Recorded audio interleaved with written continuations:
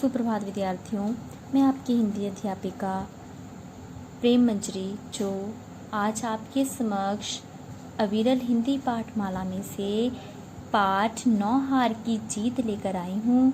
तो बेटा जी, सुदर्शन लेखक द्वारा ये कहानी लिखी गई है और इन्होंने अपनी कहानी में उजागर किया है कि भटके हुए लोगों को सही दिशा दिखाना तो इस कहानी में है। तो इस कहानी में बाबा भारती को अपने अनोखे घोड़े से बहुत लगाव था। तो अनोखे घोड़े की चर्चा डाकू खड़क सिंह भी सुनता है। वो धोखे से घोड़ा जो है ले जाता है, परंतु बाबा भारती की एक बात से डाकू खड़क सिंह का हृदय जो है परिवर्तन हो जाता है और वो घोड़ा लौटा देता है। इस कहानी को लेखक सुदर्शन ने बहुत ही अच्छे सरल ढंग से लिखा है और हम इस कहानी को आज विस्तार पूर्वक पढ़ेंगे। तो विद्यार्थियों, माँ को अपने बेटे और किसान को अपने लहलहाते खेत देखकर जो आनंद आता है, वही आनंद बाबा भारती को अपना घोड़ा देखकर आता था। भगवत भजन से जो समय बचता वो घोड़े को अर्पण हो जाता। वह घोड़ा बहुत सुंदर था, बड़ा बलवान। उसकी जोड़ का घोड़ा सारे इलाके में ना था। बाबा भारती उसे सुल्तान कहकर पुकारते, अपने हाथ में दाना खिलाते और देखकर प्रसन्न होते थे। बाबा भारती गांव से बाहर एक छोटे से मंदिर में रहते और भगवान का भजन करते थे। मैं सुल्तान के बिना नहीं रह सकूंगा, उन्हें ऐसी भ्रांति सी हो गई थी। वे उसकी चाल पर लट्टू थे। लट्टू मतलब फिदा थे। कहते हैं ऐसा चलता है कि जैसे मोर घनघटा को देखकर नाच रहा हो। ठीक है, घोड़े के बारे में जो है बाबा भारती बहुत ही खूब जो उसकी तारीफ करते थे।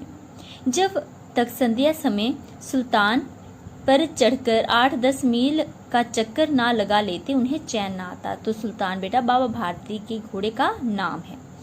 खड़क सिंह उस इलाके का प्रसिद्ध डाकू था। लोग उसका नाम सुनकर कांपते थे। होते होते सुल्तान की कृति उसके कानों तक भी पहुंची। उसका हृदय उसे देखने के लिए अधीर व्याकुल हो उठा। वह एक दिन दोपहर के समय बाबा भारती के पास पहुंचा और नमस्कार करके बैठ गया। बाबा भारती ने पूछा, खड़क सिंह क्या हाल है? खड़क सिंह ने सिर झुकाकर उत्तर दिया, आपकी दया है। कहो इधर कैसे आ गए? बाबा भारती ने बोला, सुल्तान की चाह खींच लाई। विचित्र जानवर है, देखोगे तो प्रसन्न हो जाओगे। बाबा भारती बोल रहे थे, मैंने भी बड़ी प्रशंसा सुनी है। खड़क सिंह बोल रहा है कि मैंने भी बहुत प्रशंसा सुनी है। उसकी चाल तुम्हारा मन मोह लेगी। कहते हैं देखने में भी बड़ा सुंदर है। उसकी चाल तुम्हारा मन मोह लेगी। बाबा भारती बोल रहे हैं और खड़क सिंह कहते हैं देखने में भी बड़ा सुंदर होगा। क्या कहना, जो उसे एक बार देख लेता है उसके हृदय पर उसकी छवि अंकित हो जाती है। बहुत दिनों से अभिलाषा थी, आज उपस्थित हो सका हूँ। बाबा भारती और खड़क सिंह अस्तबल में पहुंचे। अस्तबल बेटा जहाँ पर घोड़े रखते हैं। बाबा ने घोड़ा दिखाया घमंड से। खड़क सिंह ने घोड़ा देखा आश्चर्य से। उसने सहस्त्रों घोड़े देखे थे, परंतु ऐसा बांका घोड़ा उसकी आंखों से कभी ना गुजरा था। सोचने लगा, भाग्य की बात है, ऐसा घोड़ा खड़क सिंह के पास होना चाहिए था। इस साधु को ऐसी चीजों से क्या मतलब? कुछ देर तक आश्चर्य से चुपचाप खड़ा रहा। उसके पश्चात उसके हृदय में हलचल होने लगी। बालकों की तरह अधीरता से बोला, परंतु बाबा जी, इसकी चाल ना देखी तो क्या देखा?